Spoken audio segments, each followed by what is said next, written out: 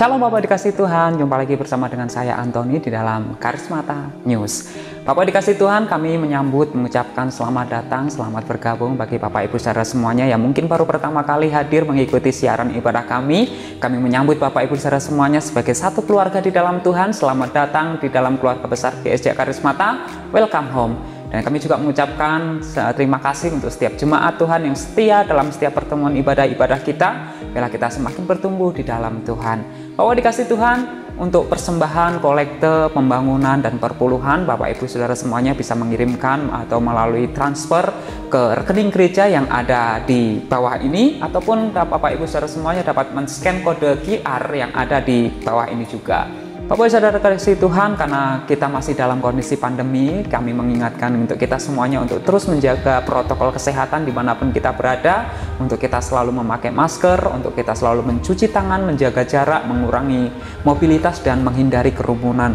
Mari kita menjaga diri kita, dan jika kita juga menjaga orang-orang yang di sekitar kita. Dan akhirnya Bapak dikasih Tuhan, kami mengucapkan selamat datang, selamat beribadah, dan selalu bersukacita. Tuhan Yesus memberkati. Shalom Bapak Ibu Saudara. Shalom. Selamat hari Minggu untuk kita semua. Saya terlalu yakin dan percaya keberadaan kita saat ini itu semua karena anugerah Tuhan yang begitu luar biasa dalam kehidupan kita. Mari saya mengundang untuk kita semua, kita mau menyiapkan hati kita, pikiran kita, dan roh kita. Kita mau masuk ke dalam hadirat Tuhan dengan penuh sukacita. Amin Tuhan. Kami mau masuk ke dalam hadirat-Mu Yesus. Haleluya. Masuk hadirat-Nya dengan hati bersyukur, memuji Dia, memuji Dia. Masuk hadirat-Nya dengan hati bersyukur, memuji Dia, memuji Dia. Amin Tuhan. Dipuji dan hormat, tinggikan nama-Nya. Oh Yesus, Raja segala raja. Amin Tuhan. Haleluya.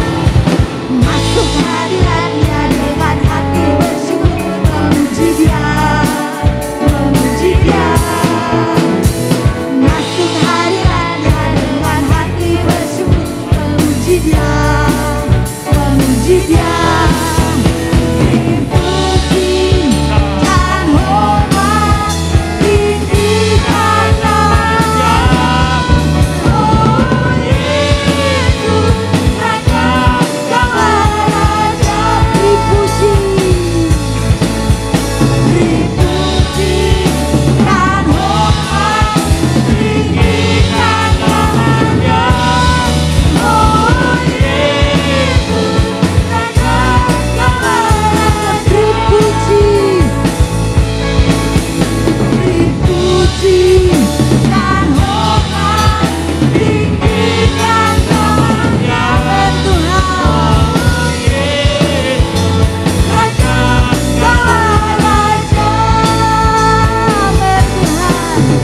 Haleluya Yesus. Haleluya Tuhan. Kami mau nyatakan bahwa Engkau adalah Raja segala raja.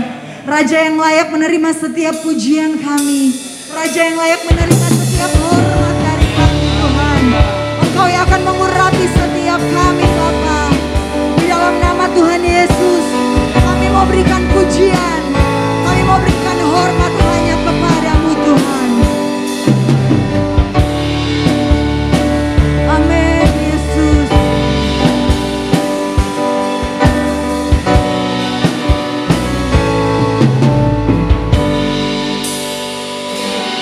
Dipuji, dihormat bagi Yesus yang duduk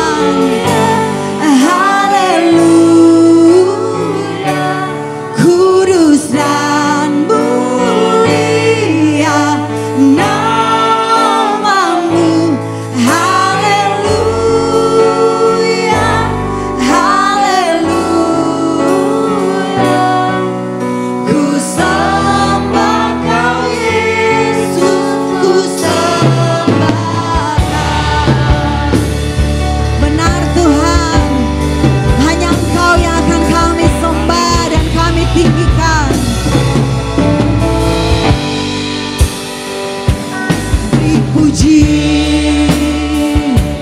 beri hormat bagi Yesus yang duduk di tahta, berkuasa mulia,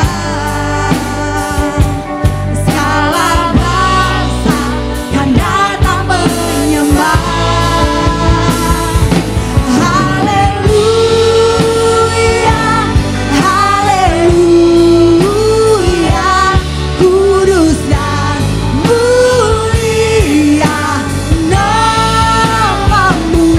Haleluya, haleluya,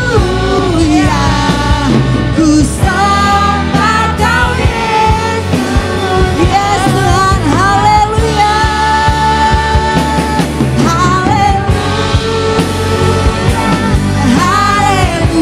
haleluya, kudus dan mulia namamu.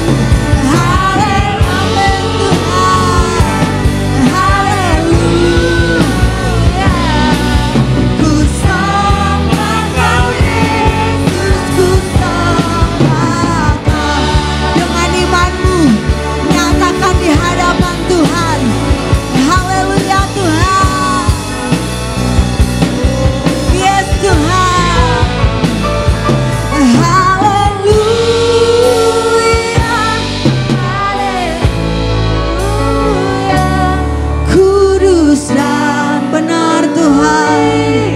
Betapa kudusnya Engkau, Allah yang mulia. Amin Tuhan. Haleluya Yesus, ku sembah Kau Yesus, ku sembah. Haleluya Tuhan. Haleluya, amin, amin Tuhan. Namamu, amin, amin, haleluya, haleluya, ku sembah Kau Yesus, ku sembah Kau, ku sembah Kau Yesus, ku sembah Kau, ku sembah Kau Yesus, ku sembah Kau. Haleluya Tuhan, haleluya, kami sembah, kami muliakan namamu Tuhan. Haleluya, haleluya, Yesus yang terbaik, Yesuslah yang termulia. Haleluya, terima kasih Tuhan. Kami sembah Kau Allah, kami muliakan Kau. Haleluya, haleluya,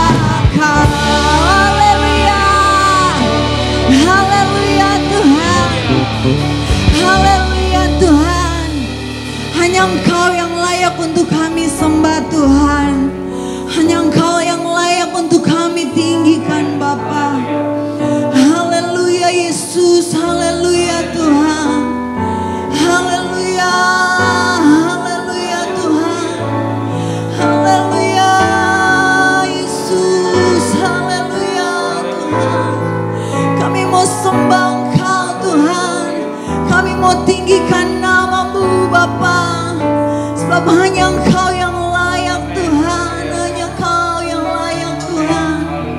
Hanya Engkau dan tiada yang lain Bapa. Haleluya Yesus, haleluya. Oh haleluya, haleluya Tuhan, haleluya. Hanya Kau yang layak Tuhan, hanya Kau yang layak Tuhan, hanya Kau yang layak Tuhan. Kau yang layak ditinggikan, Kau yang layak kami sembah. Kau yang layak Tuhan, hanya Kau yang layak, hanya Kau Tuhan, tiada yang lain. Hanya Kau Tuhan, hanya Kau Tuhan, tiada yang lain. Hanya Kau, hanya Kau, hanya Kau Tuhan. Haleluya Yesus. Terima kasih Tuhan, terima kasih Tuhan.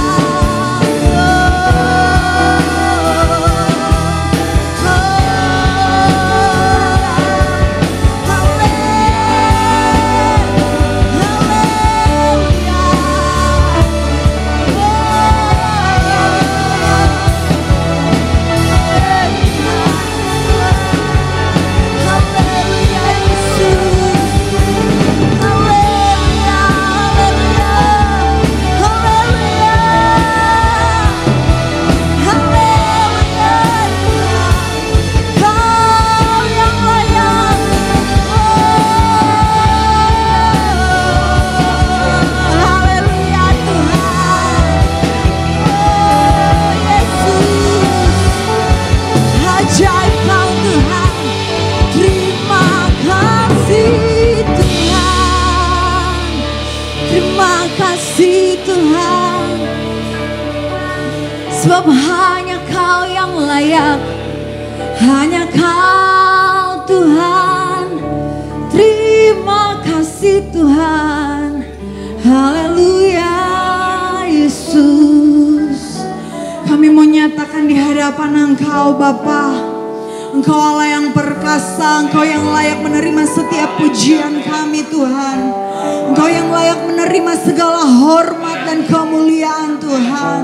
Di dalam nama Tuhan Yesus Engkau yang akan mengurapi setiap kami. Engkau yang akan mengurapi setiap kami Bapa. Kami yang menonton, kami yang mendengarkan ibadah pada pagi hari ini.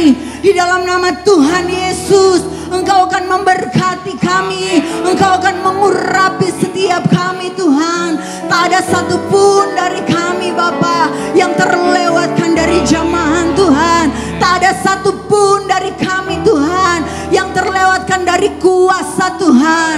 Terima kasih Bapa. Pada pagi hari ini Tuhan, kami siap untuk kami memuji Tuhan. Kami siap untuk kami bersorak. Kami siap untuk kami meninggikan Engkau Allah yang terbesar dan Allah yang termulia. Haleluya. Haleluya Tuhan. Amin Yesus. Amin Tuhan. Dia yang terbesar dan termulia. Amin.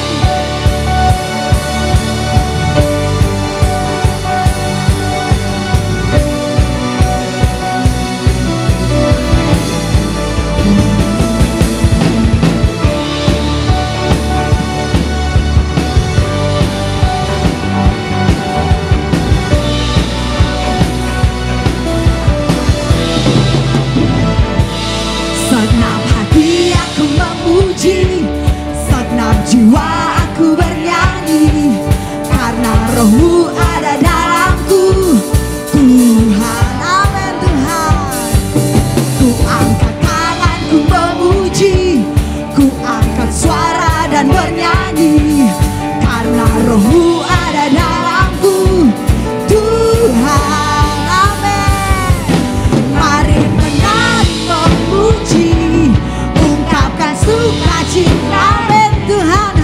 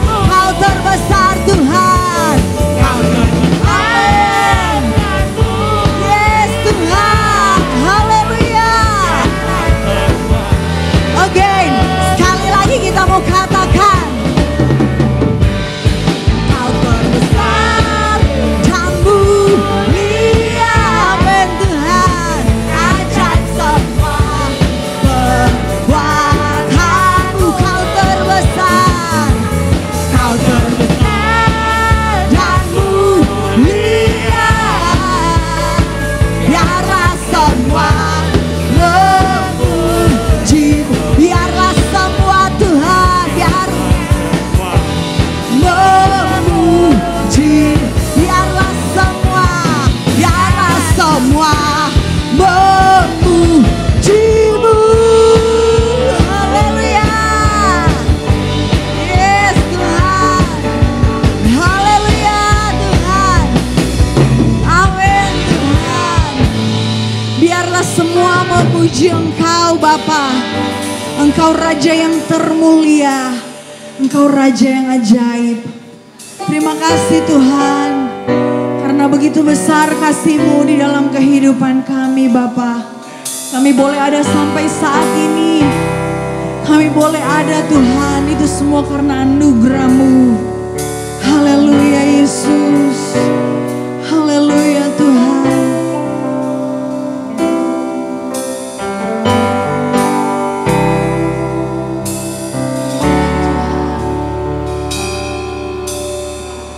Telah kulihat bukti kasih-Mu. Kau menderita gantikanku. Dengan darah-Mu Kau selamatkanku. Ya Tuhan, menyenangkan-Mu sekali lagi. Telah kulihat bukti kasih-Mu. Kau menderita gantikanku. Dengan darah-Mu Kau selamatkanku. Kini ku hidup menyenangkan-Mu. Amin. Terlalu besar kasih-Mu Bapa, pengorbanan yang Kau berikan bagiku. Terlalu mahal darah-Mu Yesus, tercurah untuk menebus hidupku.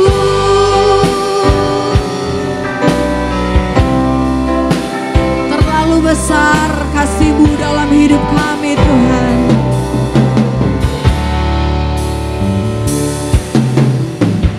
Telah kulihat bukti kasih-Mu.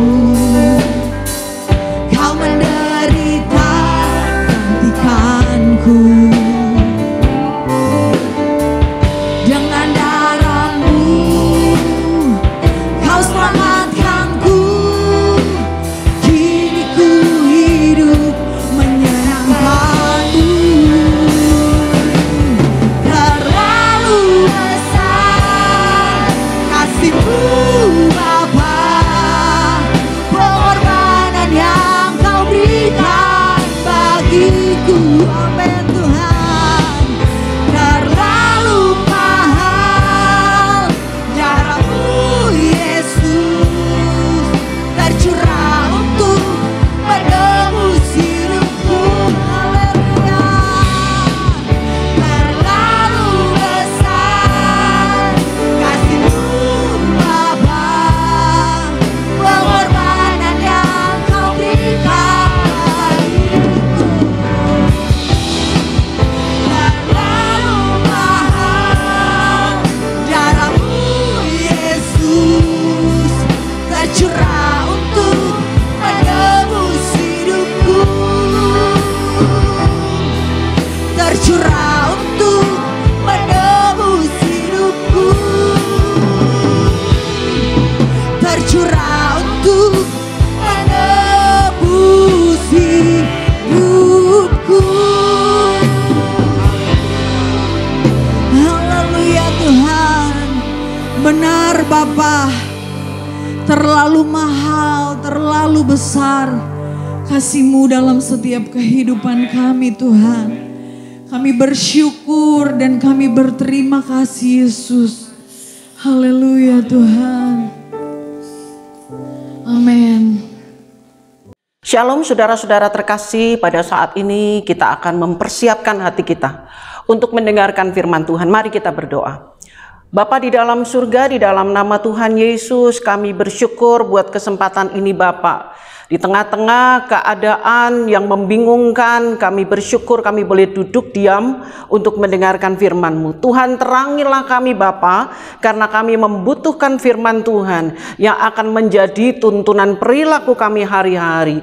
Di dalam pertolongan Roh Kudus, kami mau hidup dalam tuntunan-Mu ya Bapa, untuk menjadi pelaku-pelaku firman Tuhan. Terima kasih Bapa, kami percaya kami semua ada di dalam penguasaan daripada Roh Allah yang hidup. Di dalam nama Tuhan Yesus kami berdoa. Haleluya. Amin. Puji Tuhan, saudara-saudara yang kekasih, pada saat ini kita akan bersama-sama merenungkan dari kehidupan seseorang yang luar biasa, yang jarang sekali diceritakan, jarang sekali diangkat. Dan judul pada firman Tuhan hari ini adalah pelayanan Yusuf Arimatea. Apakah itu pelayanan saya? Saudara-saudara, kita akan membaca firman Tuhan dari Lukas pasal yang ke-23 mulai ayat yang ke-50 sampai 54. Adalah seorang yang bernama Yusuf. Ia anggota majelis besar dan seorang yang baik lagi benar. Ia tidak setuju dengan keputusan dan tindakan majelis itu. Ia berasal dari Arimatea, sebuah kota Yahudi, dan ia menanti-nantikan kerajaan Allah. Ia pergi menghadap Pilatus dan meminta mayat Yesus. Dan sesudah ia menurunkan mayat itu, ia mengapaninya dengan kain lenan, lalu membaringkannya di dalam kubur yang digali di dalam bukit batu, di mana belum pernah dibaringkan mayat. Hari itu adalah hari persiapan dan Sabat hampir mulai. Saudara-saudara yang kekasih, kisah ini bermula dari sebuah kunjungan pada malam hari ketika Yesus sedang sendirian. Sementara di luar sana begitu sepi dan hening, seorang anggota Sanhedrin dan juga seorang anggota dari kelompok orang-orang Farisi yang bernama Nikodemus, seorang yang rindu mengenal Tuhan, datang secara diam-diam. Saudara pasti bertanya, apa hubungannya Yusuf Arimatea dengan Nikodemus? Mereka berada di dalam satu kelompok yang sama. Mereka berada dalam satu grup yang sama sebagai pemimpin agama. Dan hari itu mungkin antara Yusuf Arimatea dan Nikodemus sering mendiskusikan tentang Yesus, berkaitan dengan hal-hal yang mereka banyak kali dengar tentang seorang yang luar biasa hidupnya, melakukan mujizat dengan ajaib, dan perkataan-perkataannya itu adalah perkataan dari Allah yang luar biasa. Mereka tahu benar bahwa Yesus bukan sembarang orang. Oleh sebab itu Nikodemus mewakili mereka untuk datang kepada Tuhan di malam hari itu. Saudara-saudara, ketika dia berbicara kepada Tuhan tentang hidup yang kekal, dan Tuhan memberikan beberapa hal-hal berkaitan dengan firman Allah, Nikodemus mendengarnya. Kita tidak pernah tahu akhir dari kisah itu. Apakah Nikodemus terbuka hatinya? Apakah Nikodemus menerima Tuhan? Karena kisah itu kemudian selesai dan tidak ada berita apa-apa. Saudara, ayat penginjilan yang sering kali dipakai oleh gereja-gereja, dicantumkan dalam brosur-brosur, di dalam kalimat-kalimat penginjilan ini diambil dari sepenggal pembicaraan, percakapan antara Yesus dengan Nikodemus, yaitu Yohanes 3 ayat 16. Nah, cerita itu kemudian berhenti. Tidak ada kisah apakah Nikodemus percaya kepada Tuhan. Tidak ada kisah. 3 tahun kemudian kurang lebih terjadilah peristiwa salib. Nikodemus telah berusaha untuk melarang teman-temannya untuk berbicara kepada para anggota Sanhedrin pada saat itu supaya mereka jangan menyalibkan Yesus. Tetapi rupanya Nikodemus tidak terlalu didengar oleh mereka yang lainnya. Dan akhirnya Tuhan Yesus disalibkan. Saudara-saudara, ketika Tuhan Yesus disalibkan, hari itu adalah hari Paskah Yahudi. Dan itu adalah hari Jumat, saudara-saudara. Dan biasanya dalam budaya mereka dan dalam agama mereka, orang-orang yang disalibkan pada hari Paskah tidak boleh diturunkan. tidak boleh diturunkan sampai lewat hari Sabat selesai.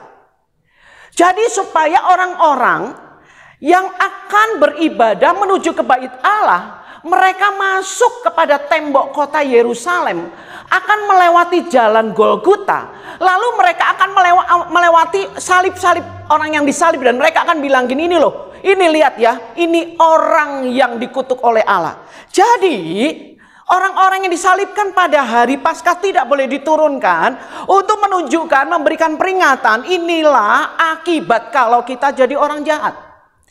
Dan juga memperingatkan untuk lihat, kalau kamu berlaku seperti gitu, engkau akan dipermalukan. Kematianmu akan menjadi kematian yang sangat-sangat penuh dengan rasa malu.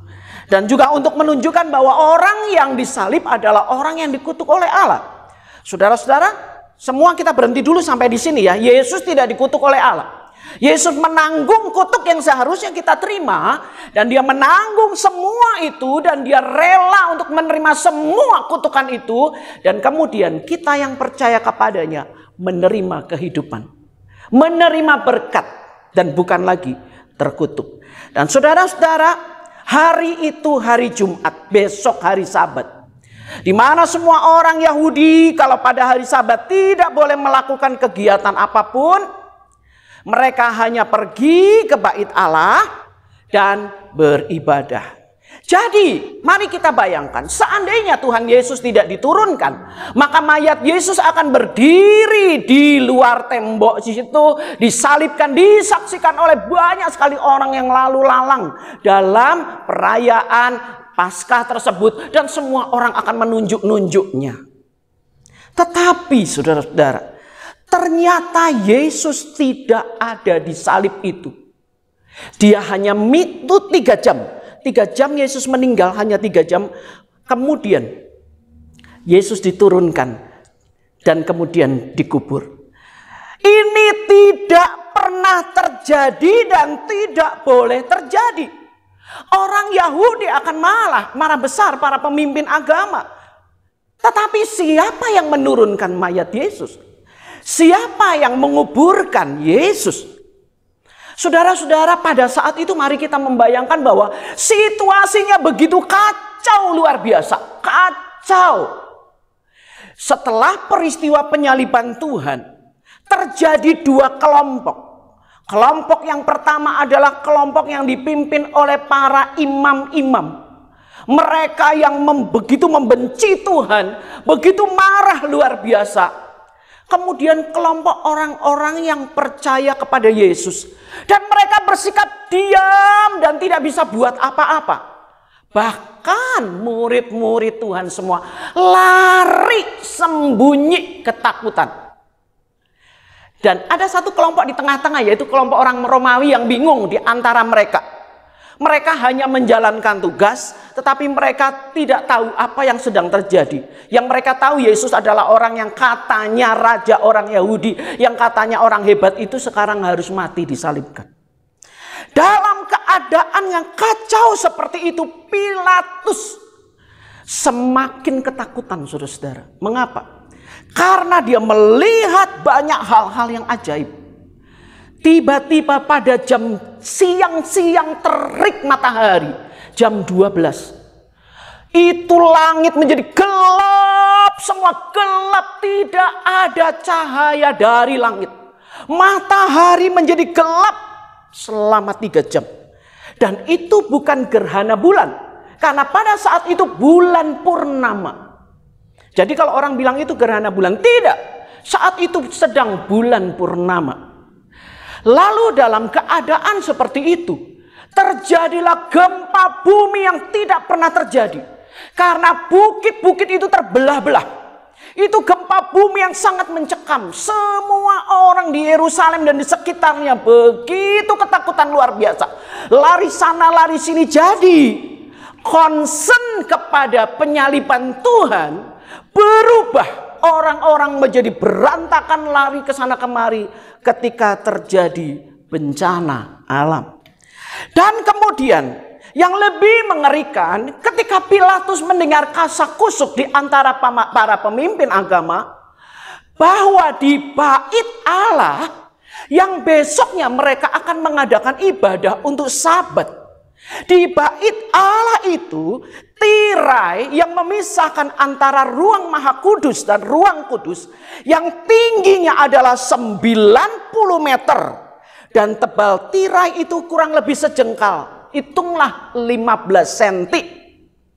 Itu terbelah dari bawah sampai ke atas, dari atas sampai ke bawah, dari atas sampai ke bawah rata, membelah tirai itu menjadi dua. Dan para pemimpin agama sangat ketakutan. Mengapa? Karena ruang Maha Kudus itu hanya dimasuki setahun sekali oleh imam yang terpilih. Jadi ketika ruang Maha Kudus itu terbelah dan terbuka semuanya, mereka bisa melihat apa isi di dalam ruang Maha Kudus. Mereka tidak ada seorang pun berani mendekati ruang Maha Kudus, karena tirai yang sudah terbuka tetap mereka penuh dengan ketakutan. Tetapi mereka bertanya-tanya, kenapa ini bisa terjadi? Tidak mungkin ada satu kekuatan yang bisa membelah tirai itu menjadi dua, kalau bukan kekuatan supranatural. Dan saudara-saudara, saat itu para imam, para pemimpin agama dalam keadaan yang bingung. Mereka sedang bertanya-tanya dengan kondisi yang terjadi itu. Sementara Pilatus mendata semua informasi, menerima semua berita, hatinya semakin ciut, semakin takut. Lalu istrinya ada di sampingnya. Istrinya juga gelisah melihat apa yang terjadi di kota itu.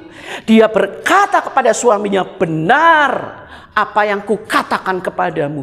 Jangan engkau mencampuri urusan, karena Yesus itu orang benar. Sekarang lihat apa yang terjadi pada alam ini, apa yang terjadi di antara kita. Sementara Pilatus sedang dalam keadaan bingung, lalu datanglah Yusuf Arimatea. Dan kemudian Yusuf berkata kepada Pilatus, dia berkata demikian, izinkan saya membawa mayat Yesus untuk saya kuburkan. Pilatus saat itu adalah seorang petugas politik yang dia tidak mau mencampuri urusan agama. Yang dia lihat saat itu adalah Yusuf. Dia kenal benar Yusuf adalah salah seorang anggota Sanhedrin. Dia kenal benar bahwa Yusuf adalah seorang yang sangat kaya. Dan di dalam rapat-rapat dewan kota, Yusuf duduk di sana sebagai orang yang terhormat. Dan kemudian ketika Yusuf minta mayat Yesus, Pilatus begitu terkejut luar biasa. Dia sama sekali tidak menyangka bahwa Yesus akan mati. Melihat semua hal yang terjadi, Pilatus yakin benar Yesus orang benar. Tetapi dia tidak nyangka Yesus akan mati. Mungkin saudara, mungkin ya, Pilatus berpikir Yesus ini akan turun dari salib, kemudian Yesus akan terbangkah atau apa, menunjukkan diri seperti itu. Mungkin. Tetapi ketika Yusuf berkata Yesus sudah mati, Pilatus sangat terkejut. Dan dia berkata kepada pengawal, apakah itu benar? Coba kau periksa apakah Yesus benar-benar mati. Dan itu harus sungguh-sungguh meyakinkan aku bahwa Yesus itu benar-benar sudah mati. Pilatus tidak berani mengambil langkah yang salah lagi. Engkau harus meyakinkan aku sungguh-sungguh bahwa Yesus itu sudah mati. Dan para serdadu, para pengawal itu kemudian pergi dan kembali dengan membawa berita Yesus sudah benar-benar mati. Saudara-saudara, saat itu sudah mulai menjelang Sabat. Dan orang Yahudi pun punya suatu kebiasaan agamawi. Ketika mereka menjelang Sabat, mereka itu biasanya tidak pergi kemana-mana. Mereka bersihkan rumah, mereka akan belanja semua hal yang mereka perlukan, dan mereka akan masak masakan yang terbaik. Bukan menu-menu masakan biasa-biasa, tapi mereka akan mempersiapkan masakan yang terbaik. Mereka akan mendandani rumah mereka dengan baik. Menjelang masuk ke Sabat, tinggal beberapa saat lagi, karena sekitar jam 6-an itu sudah mulai masuk ke Sabat, saudara. Jadi Yusuf dan Nikodemus yang mereka adalah teman, Mereka harus mempersiapkan waktu dengan cukup untuk mengambil mayat Yesus. Dan saudara-saudara yang kekasih, kita bersama-sama menghormati kerinduan Yusuf dan Nikodemus ketika dia menurunkan mayat Yesus dan memilih untuk mengabaikan keperluan mereka berkaitan dengan persiapan untuk Sabat dan lebih mementingkan untuk melayani Tuhan. Mereka memilih hal yang benar. Mereka tidak punya kesempatan untuk selalu bersama Yesus ketika Yesus masih hidup. Dan kini mereka mengambil kesempatan untuk melayani Tuhan saat Tuhan Yesus mati. Yusuf adalah orang yang sangat kaya. Dan dia baru saja membeli sebidang tempat. Dan itu adalah pekuburan yang mewah di Yerusalem. Karena di pekuburan itu ada taman. Dan itu pun ada lubang yang kemudian ada batu besarnya. Saudara-saudara, itu kuburan yang sangat mewah. Yang hanya bisa dibeli oleh orang-orang kaya. Dan mungkin Yusuf membeli untuk dirinya sendiri. Saya yakin tidak ada seorang pun di antara mereka yang bisa memikirkan Yesus itu akan mati. Karena apa? Yesus itu membangkitkan loh. Pemuda yang dinain yang sudah mati. Yesus membangkitkan seorang anak kecil yang umur 12 tahun yang mati. Yesus melakukan itu. Jadi bagi mereka Yesus itu tidak mungkin mati. Mungkin Yusuf berpikir itu adalah kuburan untuknya. Dan sementara mereka menurunkan Yesus, Nikodemus, dia menyuruh para pengawal atau pelayan-pelayannya membawa 50 kati rempah-rempah yang sudah dipersiapkan oleh Nikodemus. Saudara-saudara, 50 kati rempah-rempah yang terdiri dari minyak mur dan minyak gaharu itu kalau dibikin kilogram, itu beratnya 37 kilogram. Bisa bayangkan berapa banyak pelayan-pelayan Nikodemus yang membawa rempah-rempah tersebut. Dan biasanya untuk takaran 50 kati rempah-rempah itu hanya untuk merempahi mayat raja. Saudara bisa melihat bagaimana luar biasanya Nikodemus. Dia memberi yang terbaik bagi Tuhan. Dia memberi untuk raja. Dia tidak memperhatikan bagaimana Yesus mati. Yesus mati sebagai orang yang terkutuk dan dipermalukan. Tetapi Nikodemus melampaui semua itu. Imannya berkata, dia adalah raja.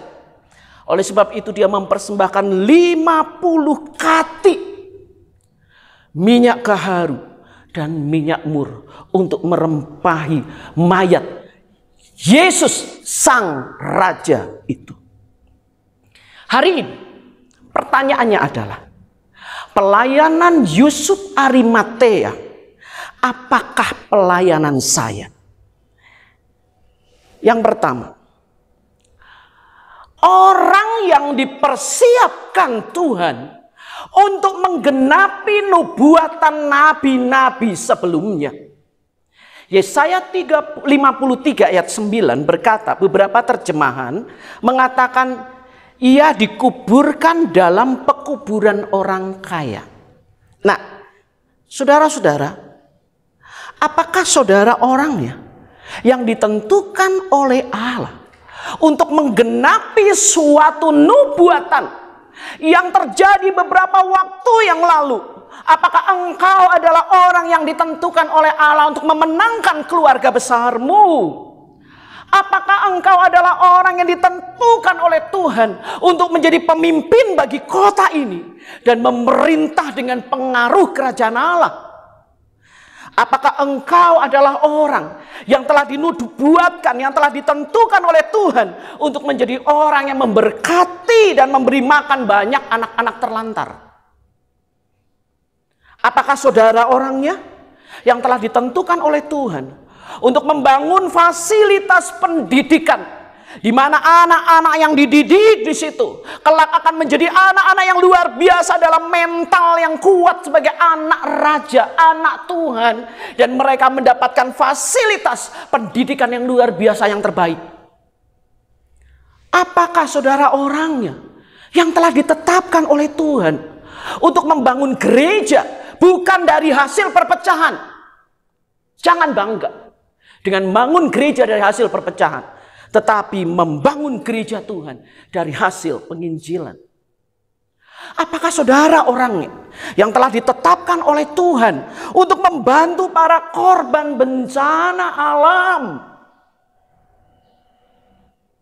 Atau anak saudaralah yang telah dipersiapkan Allah untuk sebuah misi khusus, tugas besar? Mungkin dia akan menjadi misionaris yang tugas ke negara lain. Mungkin dia akan diurapi oleh Allah menjadi pelayanan, pemimpin yang melayani anak-anak muda. Apakah saudara sebagai orang tua mempersiapkan hal itu? Mendorong mereka menghormati Tuhan dalam hidupnya. Orang tua yang menjadi teladan dalam iman, membawa anak-anak siap menghadapi masa depan. Saudara-saudara, seringkali kita mendengar orang bilang begini, orang itu gak pantas ya ngomong atau ngajar. Lihat dong, dirinya aja gak becus mendidik anak. Orang itu gak pantas ya khotbah atau mengajar. Lihat dia sendiri punya masalah dengan keluarga. Saudara-saudara yang kekasih, kalau seseorang mengajar firman Tuhan hanya berdasarkan kepada pengalaman hidupnya, mampu atau tidak, sukses atau berhasil dia melakukan firman Allah, maka kita sedang mengikat firman Allah hanya kepada pengalaman manusia. Sedangkan firman Allah itu adalah suatu perintah Allah, suara Allah sendiri yang melampaui semua keterbatasan manusia, yang melampaui semua ketidakmampuan kita. Jadi kita harus mendorong anak-anak kita. Setiap firman Allah siapapun sampaikan, hormatilah dia. Dan jangan saudara bicara bahwa dia tidak pantas mengajar dan segala macam berdasarkan mata kita menilainya. Walaupun memang betul ada beberapa bagian kita menjadi pagar buat kita ketika kita hidup di dalam pelayanan, kita punya pagar supaya kehidupan kita menjadi berkat. Tetapi dijauhkan kita menghakimi orang karena menilai kehidupannya dan apakah dia berhak atau tidak menyampaikan firman Allah. Ini firman Allah, ini suara Tuhan yang harus digaungkan, yang harus dibicarakan. Didiklah anakmu di dalam takut akan Tuhan. Yang kedua, seseorang yang dipersiapkan Allah untuk melayani di masa krisis.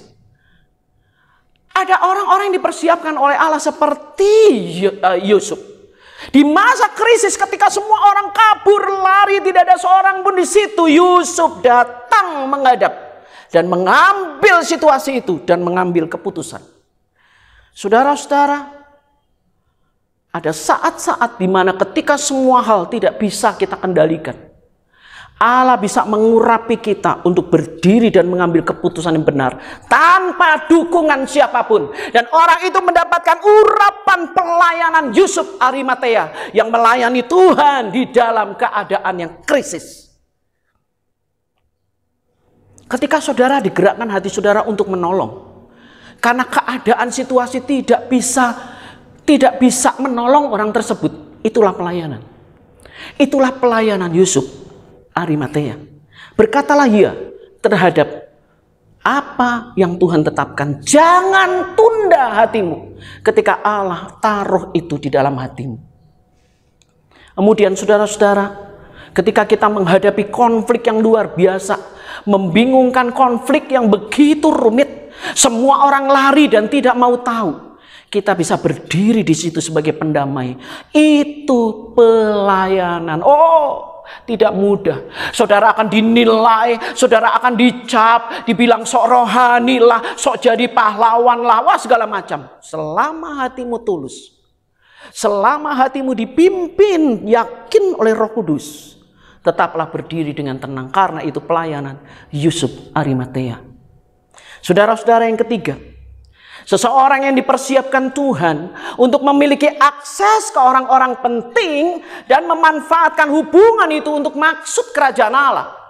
Dia punya hubungan dengan Pilatus. Dia punya hubungan baik. Jadi Yusuf ini menggunakan akses hubungan baiknya dengan Pilatus untuk maksudnya melayani Tuhan. Saudara, bersyukur kenal sama orang-orang besar. Gunakan kesempatan untuk hal-hal baik dan membangun. Beberapa orang lebih suka foto selfie kalau sama pejabat. Nanti kalau ada pejabat itu, foto, sibuk foto selfie. Habis itu Facebook penuh dengan itu, foto dengan pejabat. Saudara, akses kita untuk bisa berhubungan dengan orang-orang penting, dengan pejabat, gunakan untuk pekerjaan Allah. Bukan hanya puas untuk foto selfie saja. Gunakan untuk duduk bersama-sama dengan mereka, bicara tentang kota ini, untuk duduk bersama-sama dengan mereka dan berkata, saya ingin mengambil bagian di dalam kota ini. Duduk bersama dengan orang-orang penting, dan itu pelayanan Yusuf Arimatea. Yang keempat, orang yang dipersiapkan Tuhan untuk menjadi seorang dengan kedudukan yang tinggi sehingga pendapatnya didengar. Saudara, Yusuf Arimatea adalah orang yang didengar oleh Pilatus. Mengapa? Karena dia anggota Sanhedrin, karena dia pemimpin agama, posisinya tuh di atas. Jadi Pilatus harus dengar kalau dia bicara. Pengaruhnya ketika dia bicara di balai kota didengar oleh semua orang. Dan Yusuf punya kesempatan itu. Begitu banyak anak-anak Tuhan punya kedudukan yang tinggi. Baik saudara di perusahaan, di perkantoran, di dalam pimpinan-pimpinan kota, di dalam semua organisasi apapun. Saudara yang kekasih, ingat, itu adalah pelayanan yang Tuhan beri. Saudara-saudara, untuk saudara bisa berdiri dan mengungkapkan hal-hal yang berkaitan dengan keputusan dengan nilai kerajaan Allah. Begitu banyak anak-anak Tuhan menghindar dari urusan-urusan politik, menghindar dari urusan-urusan yang berkaitan dengan hal-hal yang rumit tentang kota, tentang pemerintahan dan segala macam. Padahal saudara punya kemampuan, punya kedudukan. Yusuf Arimatea menggunakan itu sebagai pelayanan. Sehingga ketika dia bicara, dia wajib didengar. Jangan sampai saudara-saudara mempersiapkan anak-anakmu untuk sekolah dan berhasil, supaya untuk jadi pejabat, supaya untuk jadi orang tinggi, tapi tujuannya untuk dapat duit. Saudara-saudara yang kekasih, banyak kali orang tua cuma bilang, penting kamu ya sekolahlah di sekolah ini, kamu kalau sudah sukses ya kamu akan punya duit banyak. Hati-hati saudara-saudara, karena uang banyak tanpa hati takut akan Tuhan, dengan posisi seperti itu membuat dia bisa jadi orang yang liar. Jadi dorong anak-anak untuk bisa setinggi mungkin dalam cita-cita mereka. Tapi berikan mereka mengerti ketika mereka berada dalam posisi tinggi, itu adalah kesempatan yang Tuhan beri untuk mereka bisa bicara lebih lantang di tengah-tengah orang yang bisa memberi pengaruh. Saudara-saudara, yang kelima, pelayanan Yusuf Arimatea adalah orang yang dipersiapkan Tuhan untuk memberkati sehingga kekayaannya dipakai untuk menggenapi pekerjaan Tuhan. Saudara, Yusuf Arimatea ini entah bagaimana Tuhan telah mempersiapkan dia sehingga dia punya fasilitas-fasilitas berkat Allah yang lebih, sehingga dari berkat itu dia pakai untuk pekerjaan Allah. Orang kaya, ingatlah bahwa ketika nanti saudara meninggal, ketika orang-orang kaya meninggal, saudara hanya diingat oleh orang cuman beberapa saat. Orang kaya jarang diingat oleh orang ketika dia meninggal. Tetapi orang berjasa, dia akan dikenang sebagai seorang yang melakukan hal yang luar biasa walaupun dia bukan orang kaya. Jadi ingat, semua bukan karena kekayaanmu. Karena semua kekayaan itu bukan jawabannya. Itu bukan segala sesuatunya. Orang kaya akan semakin ingin kaya. Tidak ada takaran yang namanya puas. Ingat, apa yang Tuhan beri kepadamu adalah miliknya. Dan Tuhan menggarisbawahi semua milik Tuhan yang Tuhan titipkan kepadamu, orang-orang kaya, adalah untuk pekerjaan Tuhan. Yusuf Arimatea, dia memiliki pelayanan ini. Didik anak bukan mengejar kekayaan. Karena kekayaan akan berhenti ketika mereka menghembuskan nafas. Didik anak untuk mengasihi Tuhan. Di mana hartamu berada, di situ hatimu, kata Tuhan. Jika harta kita adanya di perbendaharaan, di bank, di mana-mana, tiap hari saudara akan buka rekening bank, lihat keluar masuk dan segala macam, akan diperiksa sama saudara. Jika hartamu ada di kerajaan Allah, maka hatimu ada di kerajaan Allah. Jadi saudara-saudara, ingat, ada orang-orang yang menerima dari Tuhan. Berkat itu bukan untuk foya-foya. Tuh baju yang saudara pakai, sehari paling juga 3-4 dengan baju tidur. Makan, mau seberapa banyak kita makan, paling banyak 3 kali makan dan snack-snack itu dan ini. Apa yang lain, lakukanlah untuk pekerjaan Tuhan.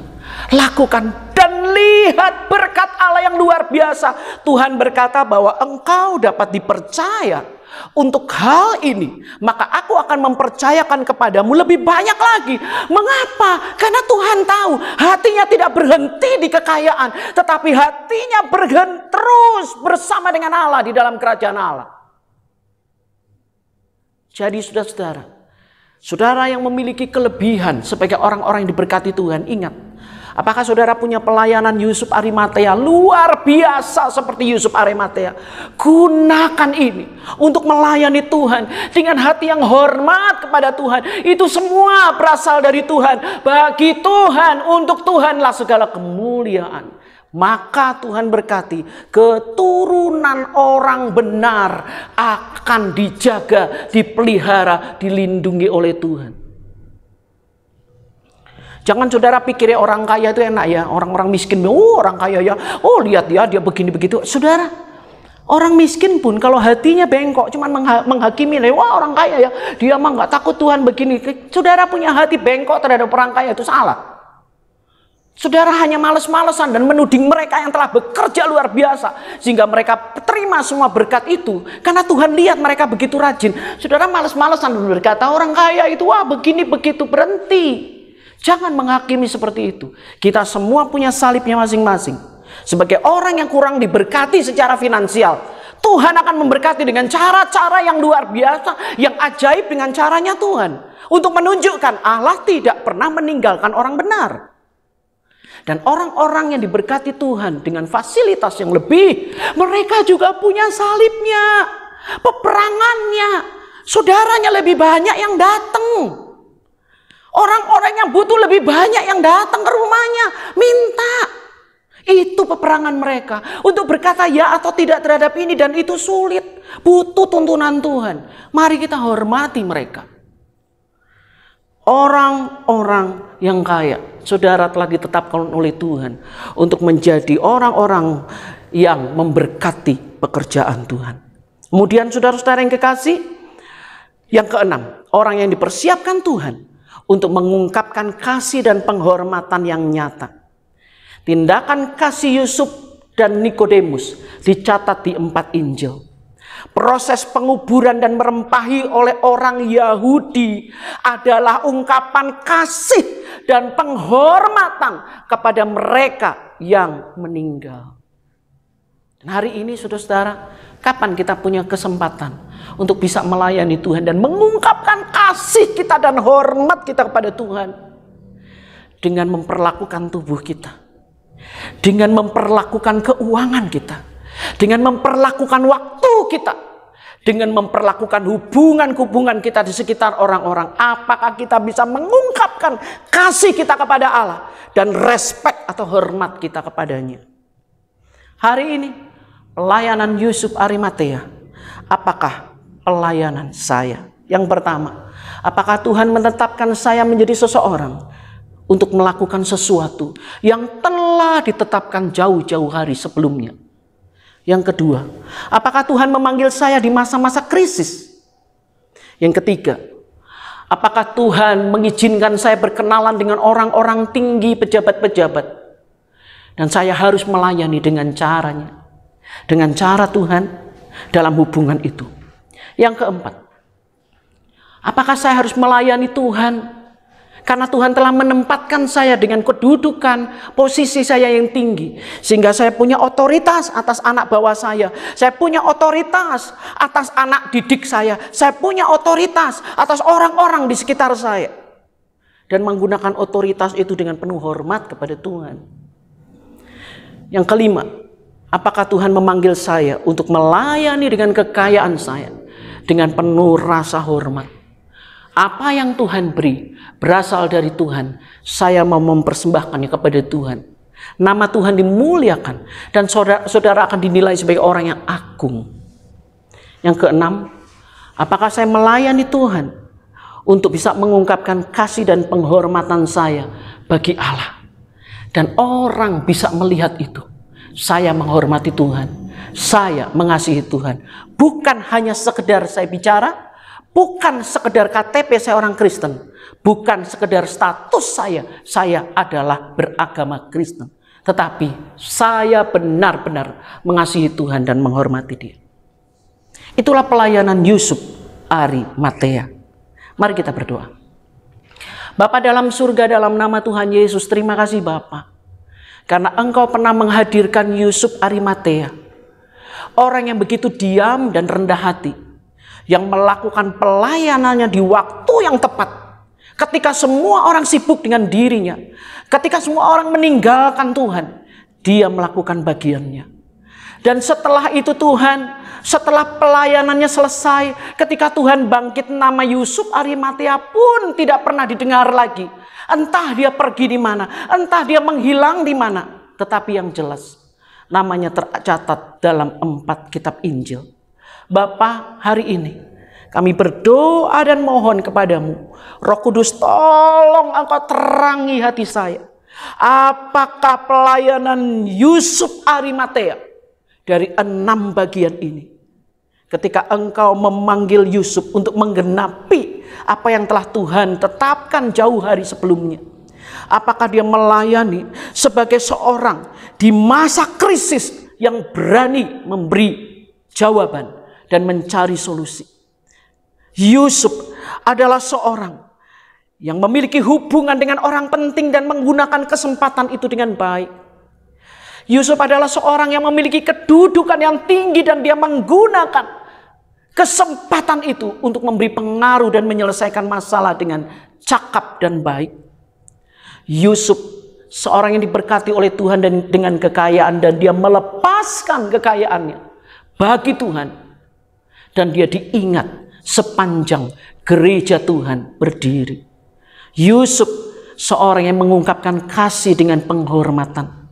Bapa, kami berdoa, Roh Kudus singkapkan, saya akan berdiri dengan pertolongan Tuhan untuk bisa memikirkan dengan sungguh, saya harus melayani Tuhan di tempat di mana Tuhan telah taruh saya.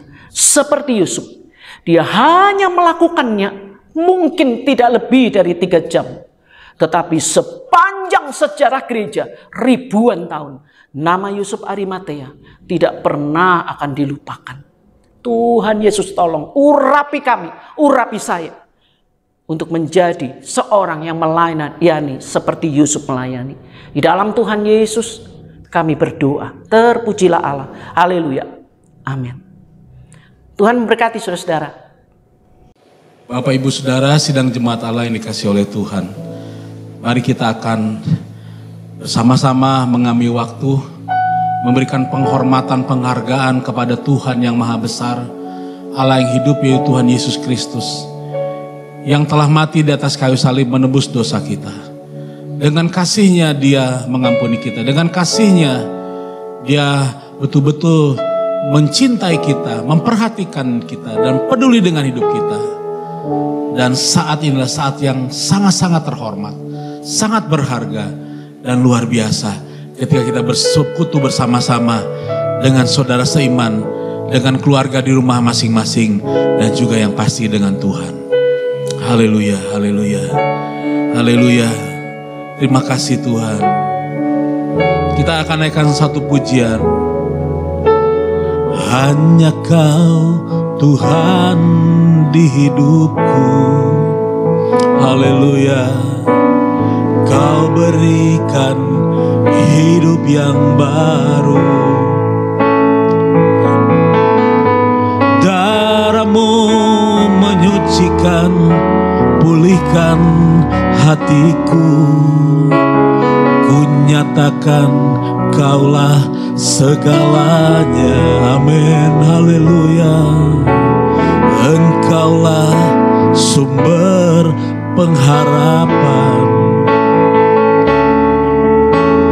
Kuasa-Mu sanggup menyembuhkan. Amin, haleluya. Jiwaku pun berserah hanya kepadamu. Katakan, Yesus, Kaulah segalanya. Karena salib-Mu ku hidup. Karena salib-Mu ku menang. Engkau yang berkuasa, sanggup lakukan mujizat-Mu. Katakan, karena salib-Mu, karena salib-Mu ku hidup. Karena salib-Mu ku menang. Karena salib-Mu ku menang. Engkau yang berkuasa, sanggup untuk melakukan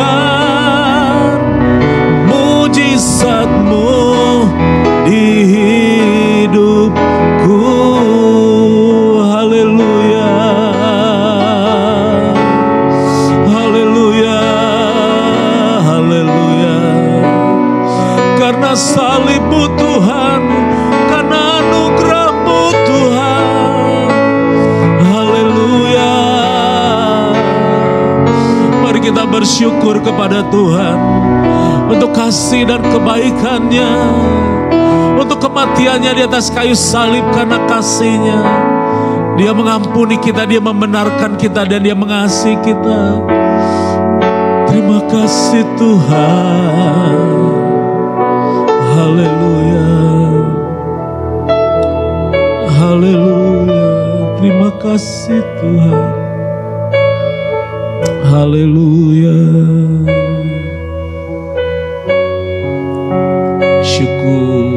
Syukur Tuhan. Haleluya. Saudara-saudara, mari kita akan mempersiapkan perjamuan kita. Haleluya, haleluya. Haleluya, haleluya. Haleluya. Mari kita akan mengangkat roti perjamuan ini. Demikianlah firman Tuhan. Sebab apa yang telah aku teruskan kepadamu, telah aku terima dari Tuhan. Yaitu bahwa Tuhan Yesus pada malam waktu ia diserahkan mengambil roti. Dan sesudah itu ia mengucap syukur atasnya. Ia memecah-mecahkannya dan berkata, inilah tubuhku yang diserahkan bagi kamu. Perbuatlah ini menjadi peringatan akan aku. Kita makan roti ini dalam nama Yesus.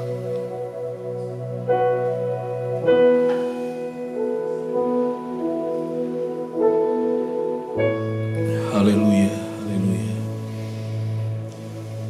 Mari kita akan mengangkat cawan perjamuan ini.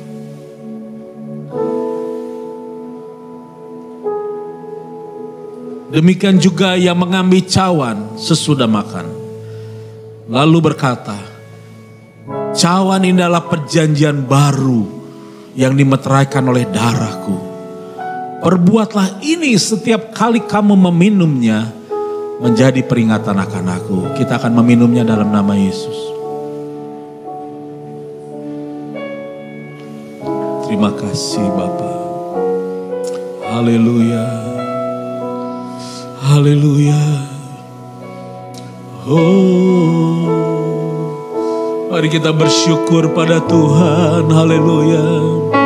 Terima kasih Tuhan. Bagimu segala kemuliaan, bagimu segala pujian. Terima kasih Yesus. Terima kasih Tuhan. Saudara-saudara, mari kita akan mengangkat kedua belah tangan kita dan bersyukur kepada Tuhan, kepada Allah yang peduli dan mengasihi kita. Syukur bagimu, syukur bagi. Oh, haleluya. Syukur Tuhan. Oh, haleluya. Haleluya, haleluya.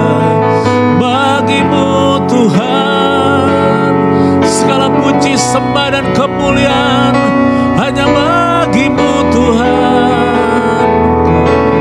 Haleluya. Glory, glory Tuhan. Haleluya. Haleluya. Sembah dia, sembah dia. Mari kita akan menghampiri tahta Allah yang Maha Kudus. Mari kita akan menghampiri hadirat Tuhan.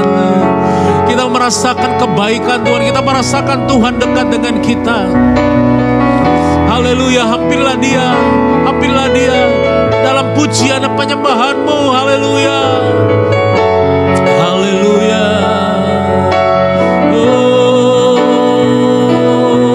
haleluya. Glory, glory Tuhan. Glory, haleluya, haleluya. Terima kasih Tuhan. Oh,